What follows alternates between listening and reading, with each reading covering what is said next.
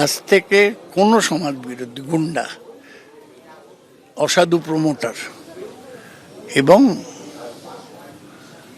এই ধরনের লোকের সাথে কোনো যোগাযোগ থাকবে না।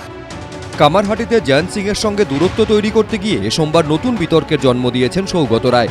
প্রশ্ন উঠেছে, তাহলে কি সমাজ বিরোধীদের সঙ্গে তৃণমূলের একাংশের যোগাযোগের কথা স্বীকার করে নিলেন তিনি? হয়তো কিছু ভুল হয়ে থাকতে পারে, আমরা একটা সবকিছুই তো একটা সময় থাকে। উল্টো রথের দিন আমরা সিদ্ধান্ত নিলাম, যা হয়েছে ভুল হয়েছে আমরা সংশোধন করে এরপর থেকে আর কোনো সমস্যা না। এখনো সাপোর্ট করবে, ও আপনাদের দেখাবার জন্য বলেছে। পাল্টা বিরোধীদের বক্তব্য, ঠিকাদারদের সঙ্গে সম্পর্কের প্রশ্ন তো বছর দেড়েক আগেই দলকে কড়া বার্তা দিয়েছিলেন অভিষেক বন্দ্যোপাধ্যায়। প্রত্যেকটা তৃণমূল কংগ্রেস কর্মীকে আজকে এই মঞ্চ থেকে আমি এটা বলতে চাই বা নেতৃত্বকে জানাতে চাই যে যারা পঞ্চায়েতে দাঁড়াবেন, যদি কেউ ঠিকাদারি করেন তৃণমূল কংগ্রেসের দরজা তার জন্য বন্ধ হয়। ঠিকাদারি করুন, নইলে তৃণমূল কংগ্রেস দল করুন। আর এমন কিছু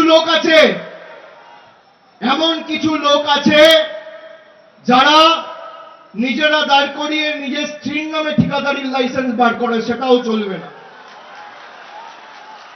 যে আমার স্ত্রী প্রধান আর আমি ঠিকাদারি করছি, হবে না। এসব আগে হয়েছে। ওই কলকাতা থেকে এসে 6 মাস অন্তর অন্তর ছড়ি ঘুরিয়ে সংগঠন করা আর যোগ্যদের স্বীকৃতি না দিয়ে নিজের তল্পিবাহকদের বসিয়ে পার্টির সংগঠন নষ্ট করা, এই জিনিস আমি আর হতে দেবো না, আমি কথা দিয়ে যাচ্ছি।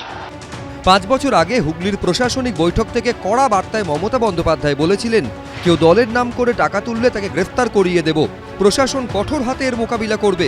যারা এইভাবে টাকা তোলে তারা নিজের জন্য তোলে, এই টাকা কারুর কাছে যায় না। আমি টাকা তোলার মাস্টার চাইছি না, আমি জনসেবক চাইছি। আমি মানুষকে খুব ভালোবাসি, কিন্তু মানুষকে যারা ভালোবাসে না, আমার তাদের ছুঁড়ে ফেলতে 1 সেকেন্ডও লাগবে না। কিন্তু তৃণমূলের সর্বোচ্চ নেতৃত্বের কড়া বার্তা কি নিচুতলায় পৌঁছয়নি? তাই কি ফের বার্তা দিতে হচ্ছে সৌগত রায়কে? 10 দিন পরে স্বীকার করছেন। প্রথম দিন স্বীকার করলে তো অত ঝামেলা হতো না, জয়ন্ত সিংও ফোন করতো না, আর ওনার মৃত্যুর জন্য উনি ভয়ও পেতেন না। আগে স্বীকার করে নেওয়া উচিত ছিল। সব মিলিয়ে শাসকের অস্বস্তি দূর হচ্ছে না। সমীরণ পাল, এবিপি আনন্দ।